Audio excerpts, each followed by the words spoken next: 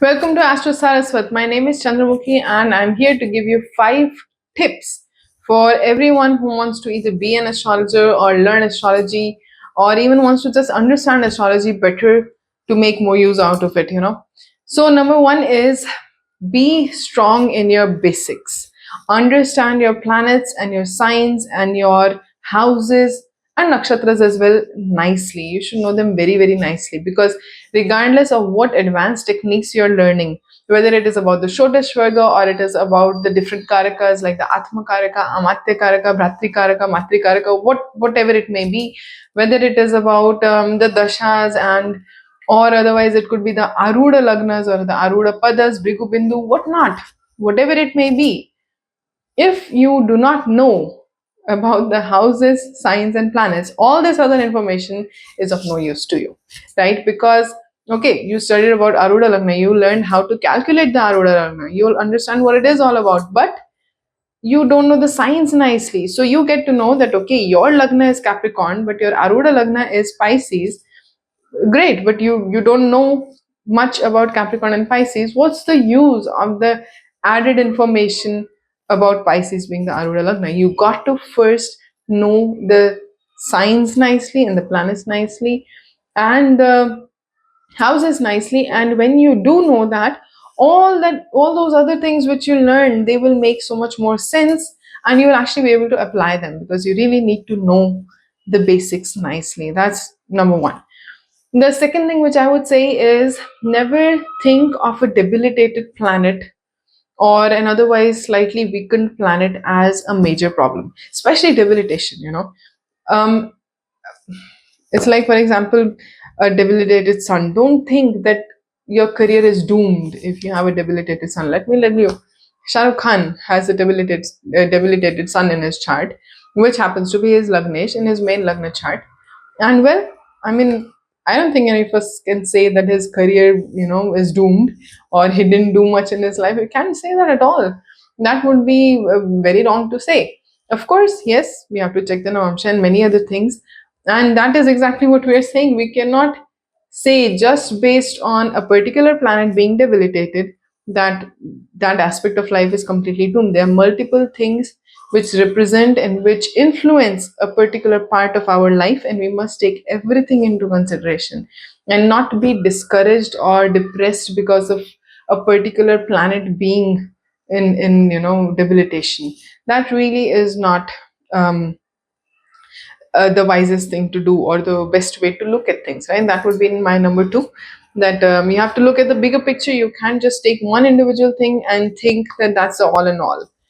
Now, the number third one I would say is that there is no chart which is absolutely perfect or absolutely bad. You can always find good and bad in every single chart. Yes, there will be some charts which are comparatively more auspicious, comparatively a little bit easier for the person. Their life will be comparatively slightly easier. However, it's not all good or all bad. Same way, if a person has difficulties in their life, if they have a difficult life, it doesn't mean that they're never going to experience anything good in their life, right? It's just that the magnitude of problems or good things in life might be different for everyone, but never go for the extreme kind of thing that oh my god, this is just terrible or this is the best. No, even Ambani for sure has some problems in his life, right? And even the really people who have lots of problems in life, even they have some good times. So never go extreme. Always remember that there's good and bad in every single person chart, and deal with it accordingly. Number four is that even though certain upāyas might help, I would personally say that astrology or going to an astrologer, the purpose should not be to get a recommendation about what ring to wear and what puja to do. That's not the solution. For example, if somebody has a weak moon and they got emotional problems and all of that, yeah, wearing a pearl might help. That is possible. However, if that person is wearing a pearl and at the same time disrespecting his mother or other elderly female people in his life, motherly figures, his moon is never going to get better, his or her moon, because you're spoiling your relationship with your mother. Or if it is already spoiled, you have to at least put in the effort to try and improve, or at least do your part nicely. If you're not doing that, if you're disrespecting servants and other people from disadvantaged positions in life, you can't expect to improve your shani just by wearing a sapphire. That's not going to happen. You got to understand that the planets will not be pleased if you're acting in certain ways. So before doing any kind of upaya, first you have to fix your own actions and behaviors and the way you're doing things. Then only some upaya may help, or who knows, you might, or I would actually say you wouldn't even need the upaya if you can just make these practical changes in your life based on what planet is weak, where are the struggles, and you actually make those changes. We are suffering whatever we are suffering because of our karma. A ring or a puja is not going to change it, but changed behavior and an effort to improve ourselves, that definitely can improve the situation. So why not focus more on the things which are in our hands?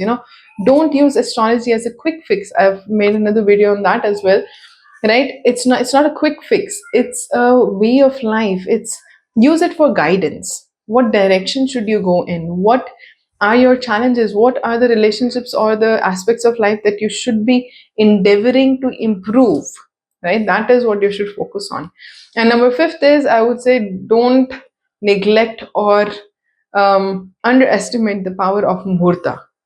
So we cannot control our own charts, to such a big extent. We can only dovetail the situation so as to align it with our chart, and we may do some things to try and improve, but we can't change it.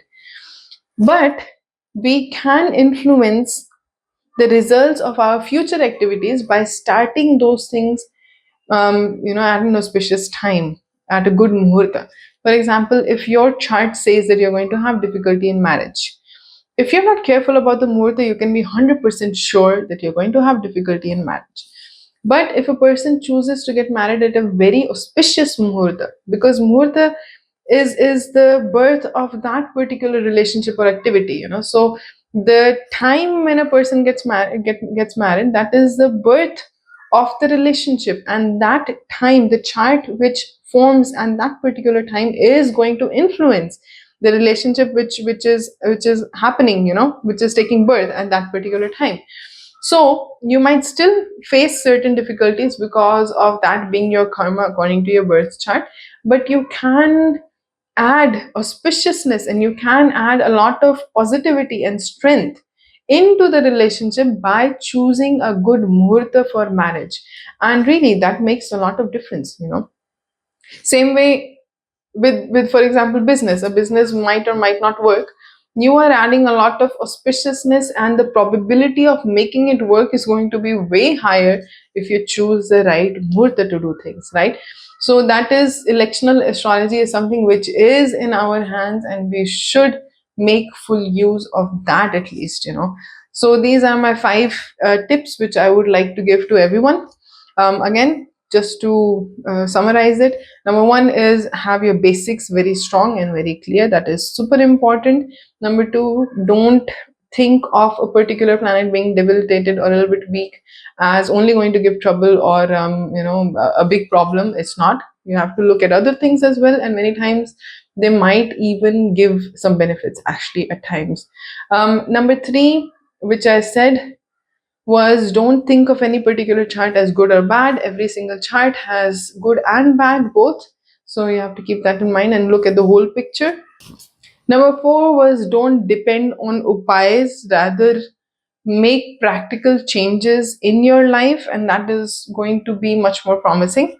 The results of it are going to be much more promising. And the 5th one was to take Muhurta astrology seriously. That is the one thing which we can and we should influence, or rather we should influence our life through making the right decisions about when to start different activities.